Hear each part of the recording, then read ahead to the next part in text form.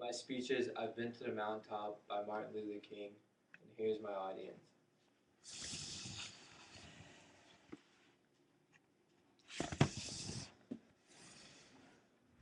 Let us rise up tonight with a greater readiness. Let us stand with a greater determination.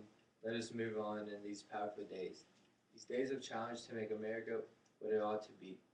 We have an opportunity to make America into a better nation, and I want to thank God once more for allowing me to be here with you. Several years ago, I was in New York City autographing the first book that I had written. And while I was sitting there autographing books, a demented black woman came up. The only question I heard from her was, "Are you Martin Luther King?" I was looking down writing and I said, "Yes." And the next minute, I felt something beating on my chest.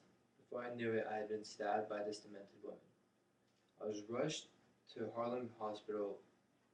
It was a dark Saturday afternoon, and that blade had gone through, and the x-rays revealed that the tip of the blade was on the edge of my aorta, the main artery.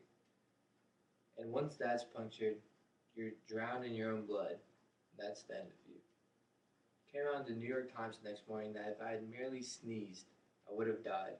But about 4 days later, they allowed me, after the operation, after my chest had opened, and the blade had been taken out, to move around in the wheelchair in the hospital. They allowed me to read some of the mail that came in from all over the states and the world. Kind letters came in. I read a few, but one of them I will never forget. I had received one for the president and vice president. I've forgotten what those telegrams said.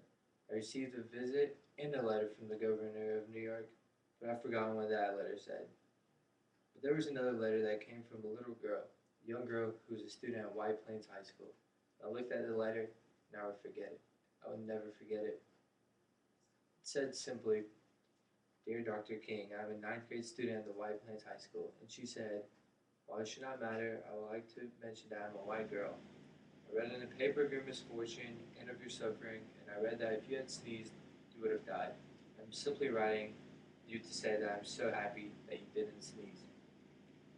And I want to say tonight, that I am too happy that I didn't sneeze. Because if I had sneezed, I wouldn't have been around here in 1960 when students all over the South started sitting in at lunch counters. And I knew that as they were sitting in, they were really standing up for the best in the American dream, taking the whole nation back to those grave wells of democracy, which were dug deep by the founding fathers in the Declaration of Independence and the Constitution.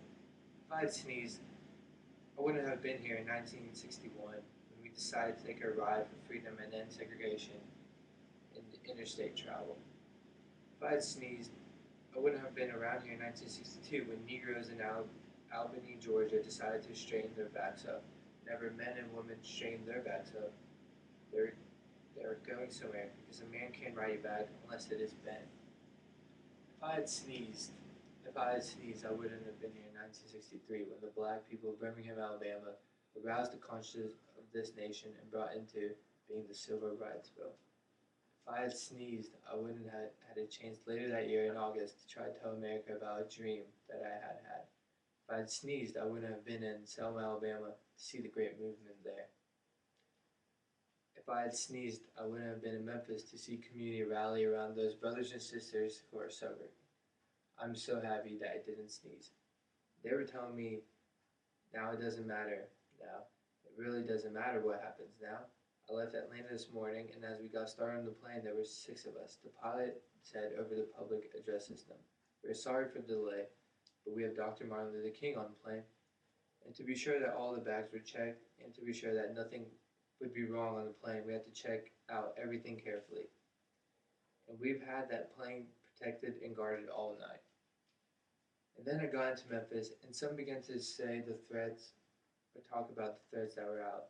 What would happen to me from some of our sick white brothers? Well, I don't know what will happen now. We've got some difficult days ahead, but it really doesn't matter with me now, because I've been to the mountaintop, and I don't mind. Like anybody, I would like to live a long life, but I'm not concerned about that now. I just want to do God's will, and He's allowed me to go up there to the mountain. And I've looked over it, and I've seen the promised land. I may not get there with you, but I want you to know tonight that we, as a people, we'll get to the promised land.